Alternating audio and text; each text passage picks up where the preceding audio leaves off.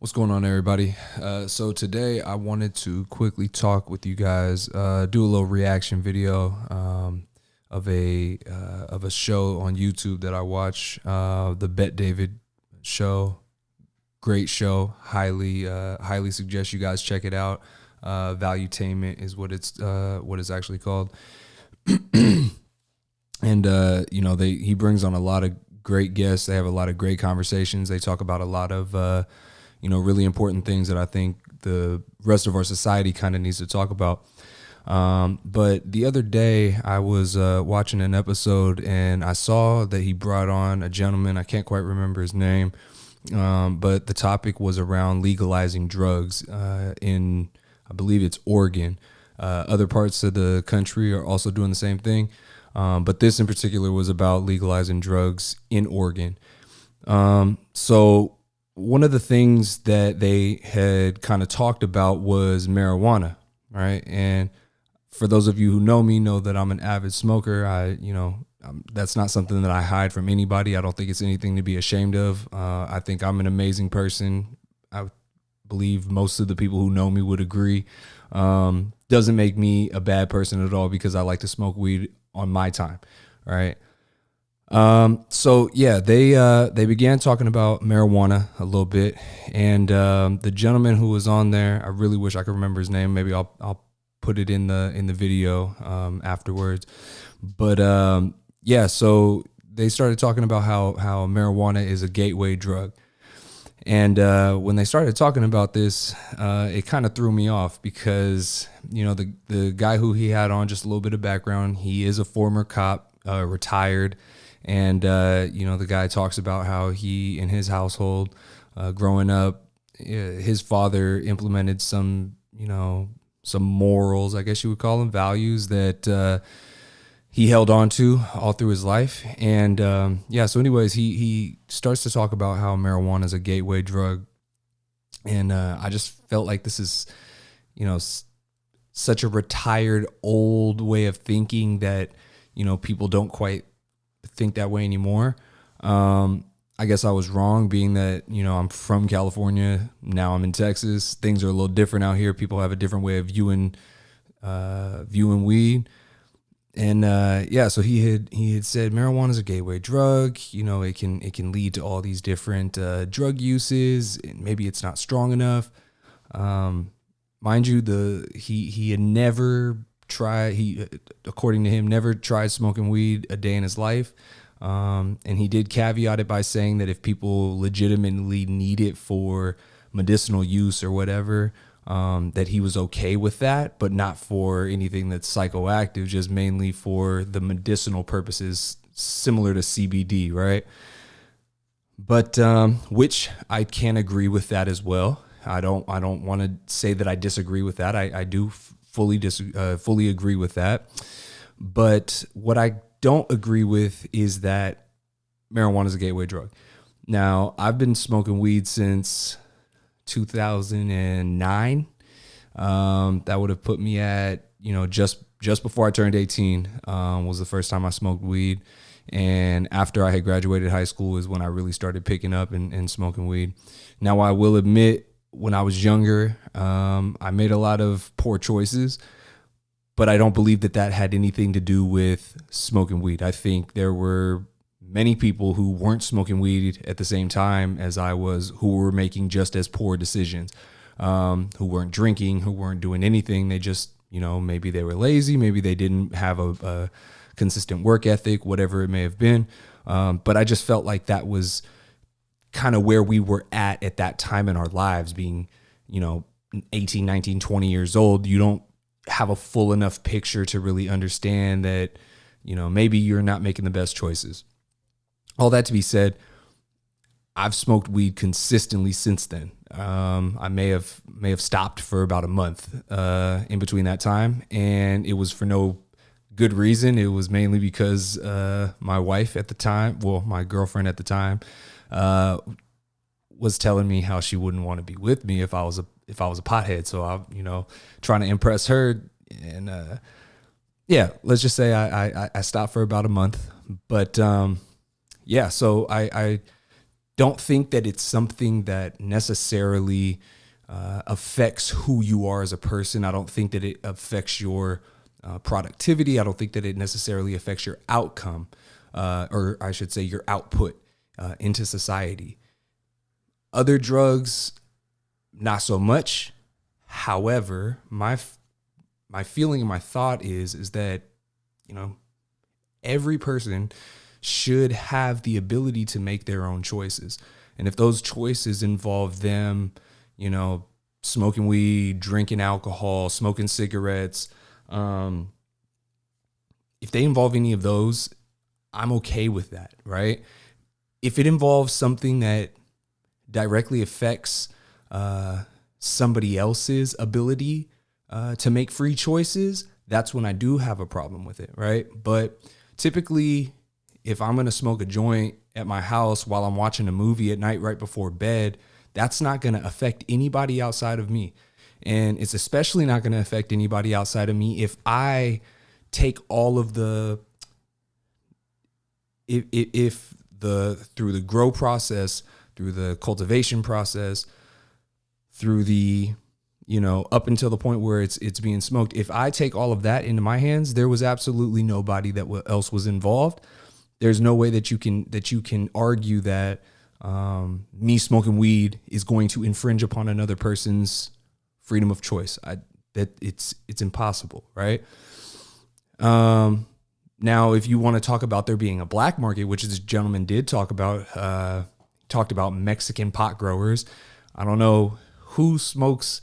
I mean, I should take that back. I know there's plenty of people who probably smoke some pot grown out in Mexico. However, I don't think that the black market is as prevalent in the marijuana industry as it is in the cocaine, in the heroin, in, you know, all the other drugs. I don't think it's as prevalent. I still think that there exists that a you know, black market for marijuana exists. I just don't feel it's prevalent. And he seems to believe that this, you know, with the legalization of marijuana in certain states over the past few years, he must believe that this is, you know, quite the norm, right? That people are just buying their weed on the black market. I go to the club mainly because I want to know where my stuff is coming from. I can't necessarily trust the black market, right? I've seen people who have smoked some weed that was laced with, you know, fentanyl. I don't want to say it was fentanyl. I don't know what it was laced with, but, you know, my dad had a story for me when he was young, and he said he smoked some weed and he was hallucinating and all this stuff. And it's things like that where you can't necessarily trust. There's not a process to vet and verify that, you know, what's being sold to you is actually what you're consuming. So in that regard, I think it would make sense, right, to legalize drugs, to legalize marijuana federally. 100% I believe, and I'm sure most other people believe, that marijuana is of no threat to our society and the way that our society operates. I made this point that, you know, there are plenty of highly successful people who smoke weed today that no matter what you wanted to base success on, if you wanted to base success on, well, I don't want to say no matter what, but if you want to base success on, you know, wealth, if you want to base success on assets, whatever, there are a lot of highly successful people that also smoke weed. So I think we can put that to rest.